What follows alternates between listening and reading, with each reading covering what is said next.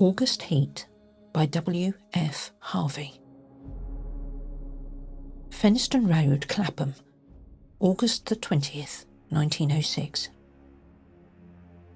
I have had what I believe to be the most remarkable day in my life, and while the events are still fresh in my mind, I wish to put them down on paper as clearly as possible. Let me say at the outset that my name is James Clarence Withencroft. I am 40 years old, in perfect health, never having known a day's illness. By profession, I am an artist, not a very successful one, but I earn enough money by my black and white work to satisfy my necessary wants. My only near relative, a sister, died 5 years ago, so that I am independent. I breakfasted this morning at 9, and after glancing through the morning paper, I lighted my pipe and proceeded to let my mind wander, in the hope that I might chance upon some subject for my pencil. The room, though door and windows were open, was oppressively hot, and I had just made up my mind that the coolest and most comfortable place in the neighbourhood would be the deep end of the public swimming bath, when the idea came. I began to draw. So intent was I on my work that I left my lunch untouched, only stopping when the clock of St. Jude's struck 4. The final result, for a hurried sketch, was, I felt sure, the best thing I had done. It showed a criminal in the dock immediately after the judge had pronounced sentence. The man was fat, enormously fat. The flesh hung in rolls about his chin. It creased his huge, stumpy neck. He was clean-shaven, though perhaps I should say a few days before he must have been clean-shaven, and almost bald. He stood in the dock, his short, clumsy fingers clasping the rail, looking straight in front of him. The feeling that his expression conveyed was not so much one of horror as of utter, absolute collapse. There seemed nothing in the man strong enough to sustain that mountain of flesh. I rolled up the sketch and, without quite knowing why, placed it in my pocket. Then, with the rare sense of happiness which the knowledge of a good thing well done gives, I left the house. I believe I set out with the idea of calling upon Trenton, for I remember walking along Lytton Street and turning right along Gilchrist Road at the bottom of the hill where the men were at work on the new tram lines. From there onwards, I have only the vaguest recollection of where I went. The one thing of which I was fully conscious was the awful heat. It came up from the dusty asphalt pavement as an almost palpable wave. I longed for the thunder promised by the great banks of copper-coloured cloud that hung low over the western sky. I must have walked 5 or 6 miles when a small boy roused me from my reverie by asking the time. It was 20 minutes to 7. When he left me, I began to take stock of my bearings, and I found myself standing before a gate that led into a yard bordered by a strip of thirsty earth. There were flowers, purple stocks and scarlet geraniums. Above the entrance was a board with the inscription, Charles Atkinson, Monumental Mason, Worker in English and Italian Marbles. From the yard itself came a cheery whistle, the noise of hammer blows, and the cold sound of steel meeting stone. A sudden impulse made me enter.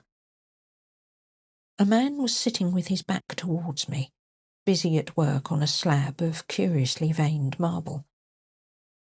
He turned round as he heard my steps, and I stopped short. It was the man I had been drawing, whose portrait lay in my pocket. He sat there, huge and elephantine, the sweat pouring from his scalp, which he wiped away with a red silk handkerchief.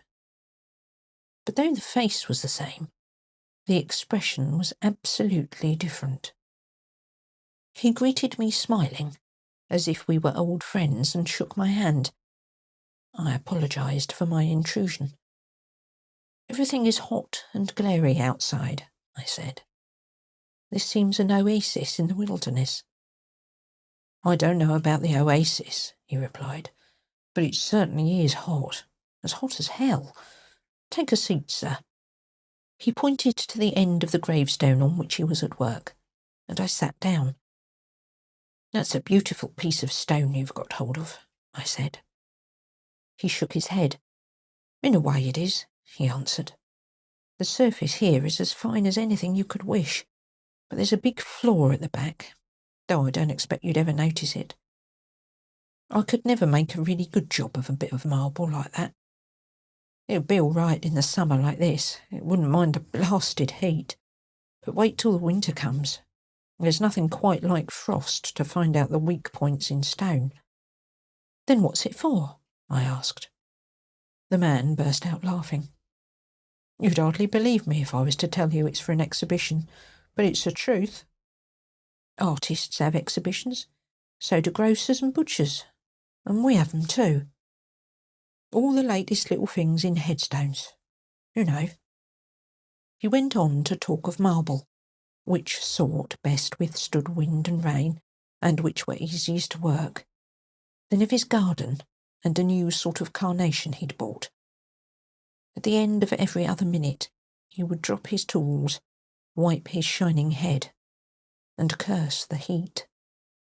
I said little, for I felt uneasy. There was something unnatural, uncanny, in meeting this man.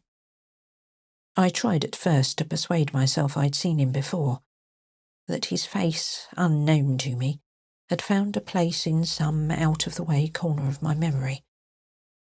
But I knew that I was practising little more than a plausible piece of self-deception. Mr. Atkinson finished his work, spat upon the ground, and got up with a sigh of relief. "There, what do you think of that?" he said, with an air of evident pride. The inscription, which I read for the first time, was this: "Sacred to the memory of James Clarence Withencroft, born January 18th, 1860. He passed away very suddenly on August 20th, 1906. In the midst of life, we are in death." For some time I sat in silence. Then a cold shudder ran down my spine. I asked him where he had seen the name. "Oh, I didn't see it anywhere," replied Mr. Atkinson. "I wanted some name, and I put down the first that come into my head. Why do you want to know?" "It's a strange coincidence, but it happens to be mine." He gave a long, low whistle. "And the dates?" "I can only answer for one of them, and that's correct." "That's a rum do," he said. But he knew less than I did. I told him of my morning's work. I took the sketch from my pocket and showed it to him, and as he looked, the expression of his face altered, until it became more and more like that of the man I had drawn. "And it was only the day before yesterday," he said, "that I told Maria there was no such things as ghosts." Neither of us had seen a ghost, but I knew what he meant. "You've probably heard my name somewhere," I said. "And you must have seen me somewhere and forgotten it. Were you at Clacton-on-Sea last July?"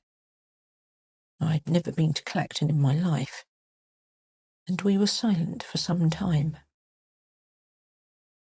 We were both looking at the same thing, the two dates on the gravestone, and one was right. "Come inside and have some supper," said Mr. Atkinson. His wife was a cheerful little woman, with the flaky red cheeks of the country bred, and her husband introduced me as a friend of his who was an artist. The result was unfortunate, for after the sardines and watercress had been removed, she brought out a Doré Bible, and I had to sit and express my admiration for nearly half an hour. I went outside and found Atkinson sitting on the gravestone smoking. We resumed our conversation at the point where we'd left off. "You must excuse my asking," I said, "but do you know of anything you've done for which you could be put on trial?" He shook his head. "I'm not a bankrupt. The business is prosperous enough. 3 years ago I gave turkeys to some of the guardians at Christmas, but that's all I can think of. They were small ones too," he added as an afterthought. He got up, fetched a can from the porch, and began to water the flowers. "Twice a day regular in the hot weather," he said. "And then the heat sometimes gets the better of the delicate ones. And ferns, good Lord, they'd never stand it." "Where do you live?" I told him my address. It would take an hour's quick walk to get back home. "Well, it's like this," he said. "We'll look at the matter straight. If you go back home tonight, you take your chance of accidents. A cart may run over you. Then there's always banana skins and orange peel, to say nothing of fallen ladders." He spoke of the improbable with an intense seriousness that would have been laughable 6 hours before. But I did not laugh. "The best thing we can do," he continued, "is for you to stay here till 12 o'clock. We'll go upstairs and smoke. It may be cooler inside." To my surprise, I agreed. We are sitting now in a long, low room beneath the eaves. Atkinson has sent his wife to bed. He himself is busy sharpening some tools at a little oilstone, smoking one of my cigars the while. The air seems charged with thunder. I am writing this at a shaky table before the open window. The leg is cracked, and Atkinson, who seems a handy man with his tools, is going to mend it as soon as he has finished putting an edge on his chisel. It is after 11 now. I shall be gone in less than an hour. But the heat is stifling. It is enough to send a man mad.